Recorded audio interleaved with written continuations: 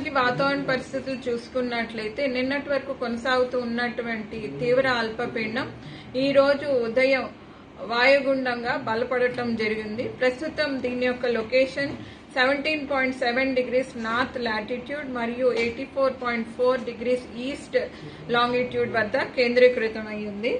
ఇది పశ్చిమ మధ్య బంగాళాఖాతం, దాని ఆనుకున్నటువంటి వాయు బంగాళాఖాతం, అలాగే ఉత్తర ఆంధ్రప్రదేశ్ మరియు దక్షిణ ఒడిశా తీరాల వెంబడిగా కేంద్రీకృతమైంది. అయితే దీని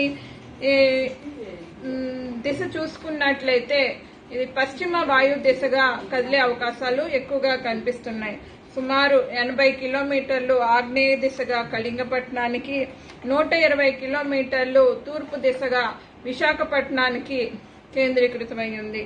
అయితే చూసుకున్నట్లయితే దీని యొక్క ప్రభావం తెలంగాణ ప్రాంతంలో రానున్న 2 రోజులు కూడా ఉండే అవకాశం ఉంది. ఈ రోజు రేపు తెలంగాణ ప్రాంతానికి రెడ్ వార్నింగ్స్ జారీ చేయగా ఎల్లుండి హెవీ రెయిన్ఫాల్ వార్నింగ్స్ జారీ చేయడం జరిగింది. ఈ రోజు తెలంగాణ రాష్ట్రంలో అనేక చోట్ల తేలికపాటి నుంచి మోస్తారు వర్షాలు, అట్లాగే కొన్ని చోట్ల భారీ అతి భారీ వర్షాలు, 1-2 చోట్ల అత్యంత భారీ వర్షాలు కూడా ఉండే అవకాశం ఉంది.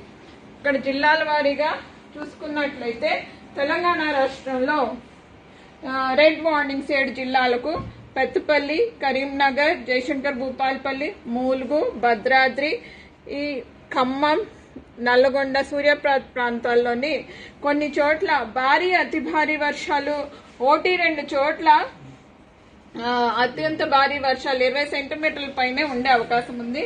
ఉత్తర జిల్లాలు, పశ్చిమ జిల్లాలు, మరికొన్ని జిల్లాల్లో భారీ నుండి అతి భారీ వర్షాలు కూడా ఉండే అవకాశం ఉంది.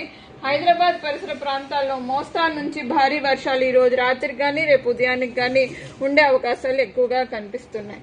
అట్లాగే రేపు చూసుకుంటే రేపు కూడా 1వ తారీఖున కొన్ని ఉత్తర జిల్లాలైనటువంటి ఆదిలాబాద్, నిజామాబాద్, నిర్మల్, కామారెడ్డి, అలాగే దక్షిణ జిల్లాల్లోని ఉమ్మడి మహబూబ్ నగర్ ప్రాంతాలకు రెడ్ వార్నింగ్స్ జారీ చేయడం జరిగింది.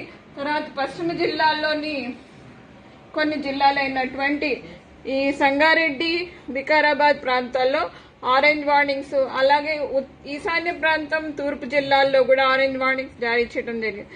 మిగతా జిల్లాల్లో మోస్తారు నుంచి భారీ వర్షాలు ఎల్లో వార్నింగ్స్ జారీ చేయడం జరిగింది.